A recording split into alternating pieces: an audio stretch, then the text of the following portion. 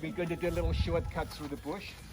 All right, so everybody now, please, through the bush. There was no brambles. There was no log in all the estates for shade, so that the cows could go underneath. And the 7 o'clock. Let's leave. All right. As we say, you can move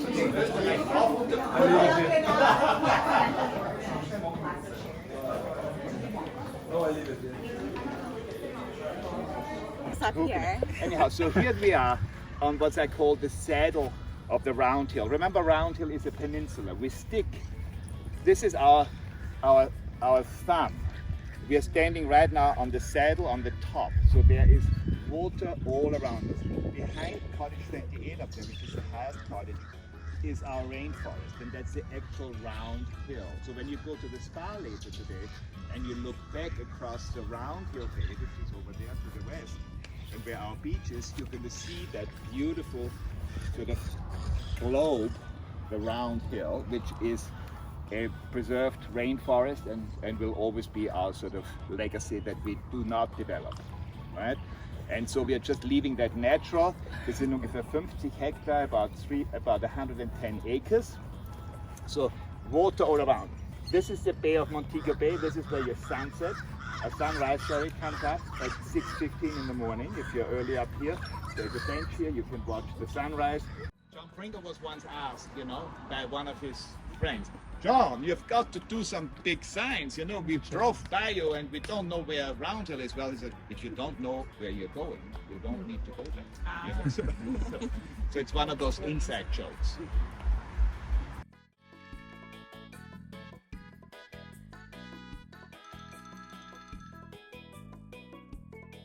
From Mexico. Yes. Mexican. Yes. This is about. But it is the most romantic thing. It's owned by the Monson family to this day. They still own it. Boston looks after it for them. And the present Lord Monson promised me that he's going to fix it up and make it before it falls to pieces, to make a little part of our hiking tour, so we can actually go in and take a look at it.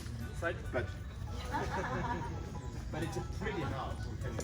He has pigs on it, goats, pigs, guinea fowls, chicken.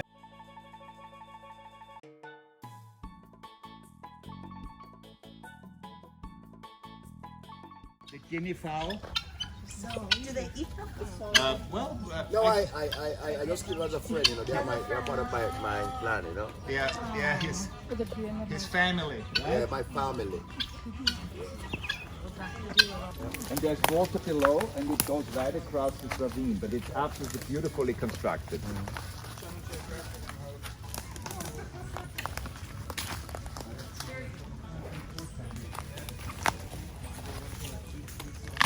There was no brambles, there was no logwood, and all these sort of small trees that you see here was not here. This was our armland, Alpenland. Yeah? This was a pasture, a cow pasture. And unfortunately, because obviously it's not used agriculturally anymore, nature has taken over, And it's. Can I make a picture?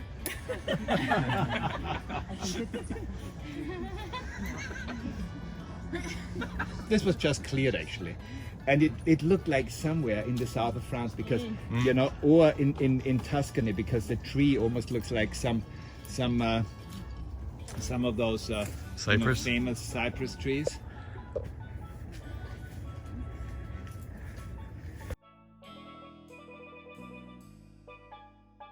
Toward evening, built a pile of wood that is slowly burnt, and then ultimately becomes charcoal.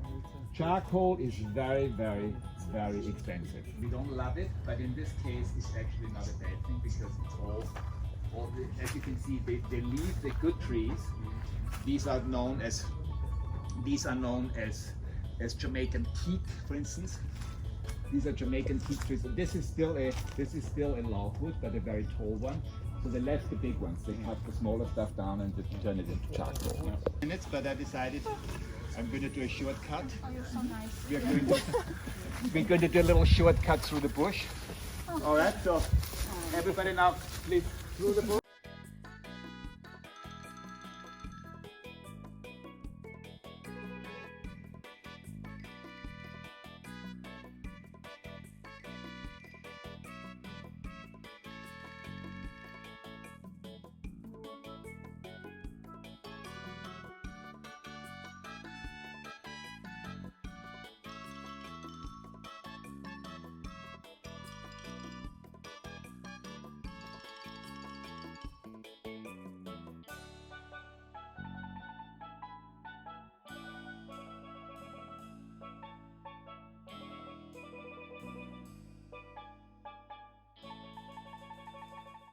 shade trees down below. They're called guango trees. Like there's a huge one there. And they used to have them on all the estates for shade, so that the cows could go underneath. And they have these pastures with the big trees for shade.